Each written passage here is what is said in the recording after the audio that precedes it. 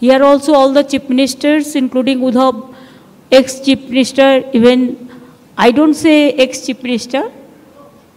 Tomorrow they will be again coming. Arvind ji, Sitaram ji, Raja, Hemant, Maan, Sitaramaiah ji, Ramesh ji, DK, our favorite Rahul Gandhi, Sharad Pawar ji, and all my youngsters who are sitting behind the dais, they are the future. So I thanks to everybody and thanks the Indian press, international, national, state. It was constructive, fruitful, and I think from today, it's a real challenge. We already started. हमारा जो alliance means जो 26 party का meeting हुआ, इसमें तैयार हुआ। पहले आप यूपीए के नाम सुना, एनडीए तो अभी भी है, लेकिन एग्जिस्टेंस नहीं है।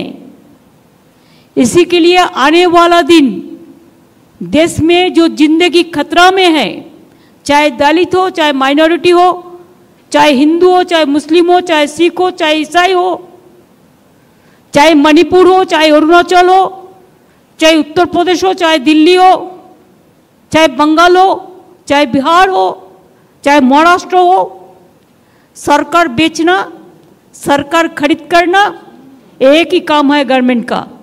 इसी के लिए हम लोगों ने आज सब मिलके एक रियल चैलेंज लिया है। डिटेल्स खड़गे जी ने आपको फुल फ्लेजेड नाम बताया, लेकिन इसका शॉर्ट फॉर्म में होता है India. Let us challenge India. NDA, can you challenge India? Bhajpa, can you challenge India? The other people, can you challenge India? We love our motherland. We are the patriotic people of this country. We are for youth, we are for students, we are for farmers, we are for Kishans, we are for Dalits, we are for good economy, we are for the country, we are for the world. So our challenge will be all focus, all publicity, all campaigning, all program. It will be under the banner of India.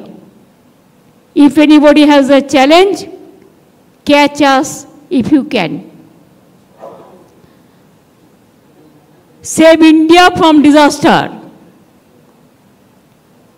Save India from atrocious terrible. Save atrocious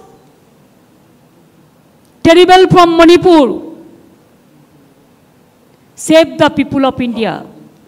Save India, इसको हम भारत बोलते हैं हिंदी में और English में India है।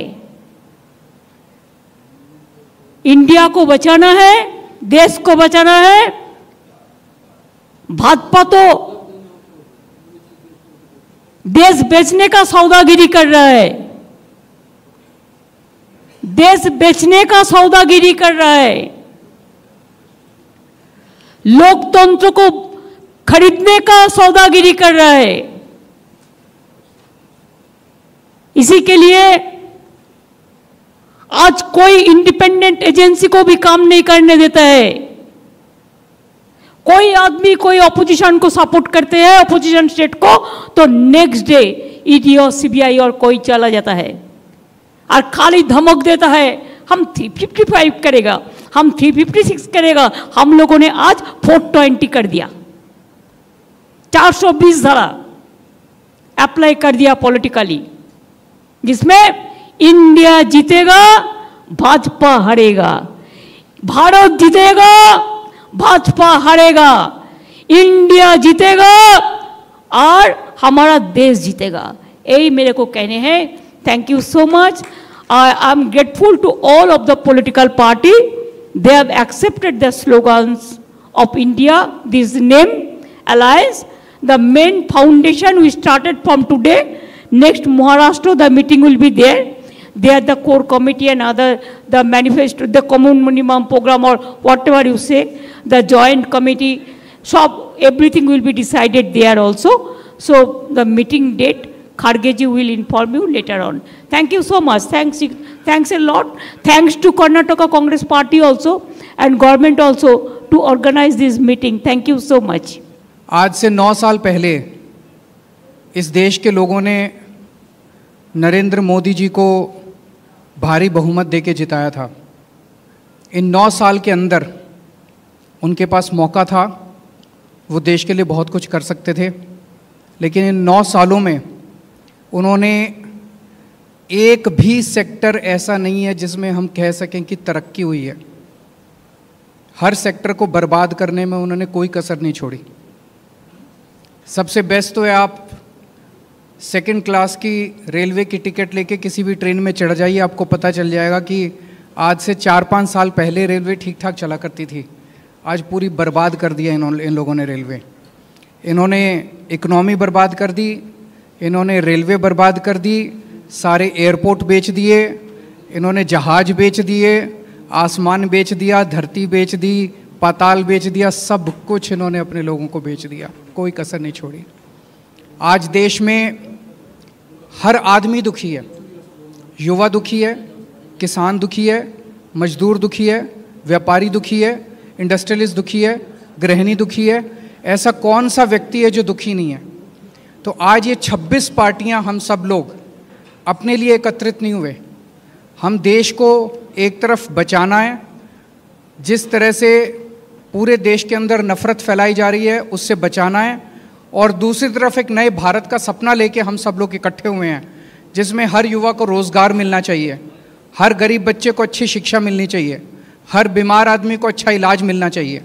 ये सपना लेके हम सब लोग इकट्ठे हुए हैं, जहाँ पे ऐसा भारत होगा जहाँ सब सुख शांति होगी, प्यार मोहब्बत होगी और देश तरक्की करेगा, ना कि देश के संसाधन जो हैं कुछ लोगों के लिए, चंद लोगों के लिए लुटाए जाएंगे।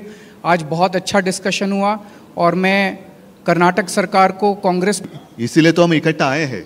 और आप देखते होंगे पहले सवाल कई लोगों ने मुझे पूछा कि अलग अलग विचारधारा के लोग हैं, राजनीति में विचारधारा तो अलग होनी चाहिए, इसी को तो प्रजातंत्र मानते हैं। लेकिन इसके बावजूद हम एक आए हैं क्योंकि अब लड़ाई सिर्फ हमारी पार्टी की नहीं है। कुछ लोगों को ऐसे लग रहा है कि परिवार के लिए लड़ाई लड़ रहे हैं। हाँ, देश हमारा परिवार है और इस परिवार के लिए हम लड़ रहे हैं, देश ही हमारा परिवार है, तो इस परिवार को हमें बचाना है। और लड़ाई हमारी एक पार्टी के खिलाफ या एक व्यक्ति के खिलाफ नहीं है, लड़ाई हमारी नीति के खिलाफ है, तानाशाही के खिलाफ है। और जैसे एक ज़माने में आज़ादी की लड़ाई हुई थी, तो अब आज़ादी खतरे में आई है।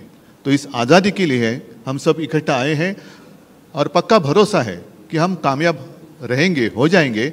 और देश की जनता के मन में एक डर है कि अब क्या होगा, तो हम इतना उनको एक एहसास दिलाना चाहते हैं, कि विश्वास दिलाना चाहते हैं, डरो मत, हम है। जैसे एक वो पिक्चर आया था, मैं हूं ना, वैसे हम है ना, आप क्यों डरते हो, चिंता मत करो। एक व्यक्ति या एक पार्टी मतलब देश नहीं हो सकता, पूरे देश की जनता मतलब देश है, और देश की जनता अब इंडिया और भारत बनकर सामने आएगी। अपने देश को हम सुरक्षित रखेंगे। और 2 मीटिंग हुई है, आज की मीटिंग काफ़ी कामयाब रही। मैं खरगे साहब, आपको, शिव कुमार जी, सबको धन्यवाद देना चाहता हूँ, मुख्यमंत्री जी को देना चाहता हूँ। बहुत ही अच्छी मीटिंग हुई। और अगली मीटिंग हम महाराष्ट्र में करेंगे, मुंबई में करेंगे। तारीख तो हम तय करेंगे ही, लेकिन अगली मीटिंग हम मुंबई में करेंगे। सबको धन्यवाद देना चाहता हूँ। जय हिंद, जय महाराष्ट्र। बीजेपी की विचारधारा उनकी सोच के खिलाफ है। वो देश पर आक्रमण कर रहे हैं, बेरोजगारी फैल रही है,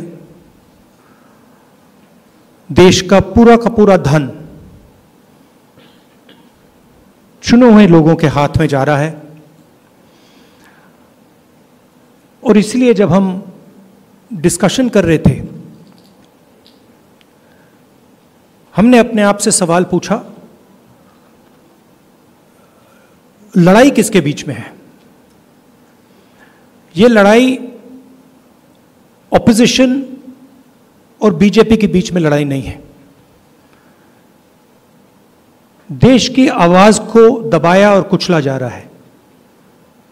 ये देश की आवाज के लिए लड़ाई है और इसीलिए ये नाम चुना गया। Indian national developmental inclusive alliance, मतलब इंडिया। लड़ाई एनडीए और इंडिया के बीच में है, नरेंद्र मोदी जी और इंडिया के बीच में है, उनकी विचारधारा और इंडिया के बीच में है। आप जानते हो, जब भी कोई हिंदुस्तान के सामने खड़ा होता है, इंडिया के सामने खड़ा होता है, तो जीत किसकी होती है, कहने की ज़रूरत भी नहीं है। मैंने कहा दूसरी मीटिंग है, इसके बाद हमारी मीटिंग महाराष्ट्र में होगी और हमने निर्णय लिया है, सब ने निर्णय लिया है कि अब हम एक एक्शन प्लान तैयार करेंगे जहां हम एक साथ मिलकर देश में हमारी विचारधारा के बारे में और जो हम देश के लिए करने जा रहे हैं उसके बारे में बोलेंगे। थोड़ा मैं अंग्रेजी में बोल देता हूं। It's an honor for me to come here in this meeting. I'd like to welcome all the senior leaders from the opposition. I'd like to welcome the press. The idea of India is being attacked today. It is being attacked by the ideology of the BJP. The wealth of India is being snatched from the millions and millions of Indians and being handed over to a few business people who are close to the Prime Minister and to the BJP. Unemployment is spreading, prices are rising, and this is what the fight is about. The fight is about two different ideas of India. And while we were having this discussion, this name frankly emerged from the discussion because we asked ourselves, what is the fight? Who is the fight between? And we realized the fight is not between two political formations. The fight is a fight to defend the idea of India. And that is why we came up with the name Indian National Developmental Inclusive Alliance, which also happens to stand for India. And what we are doing here as a group is we are defending the Indian Constitution. We are defending the voice of the Indian people. We are defending the idea of our great country, the idea of India. You know what happens to anybody who opposes or tries to fight the idea of India. You can look in our history and you will see that nobody has been able to fight the idea of India. So I don't need to go into who is going to win this fight. This is a fight between the idea of India and the idea of the BJP. This is a fight between India and the BJP. It is a fight between India and Mr. Narendra Modi. Thank you very much.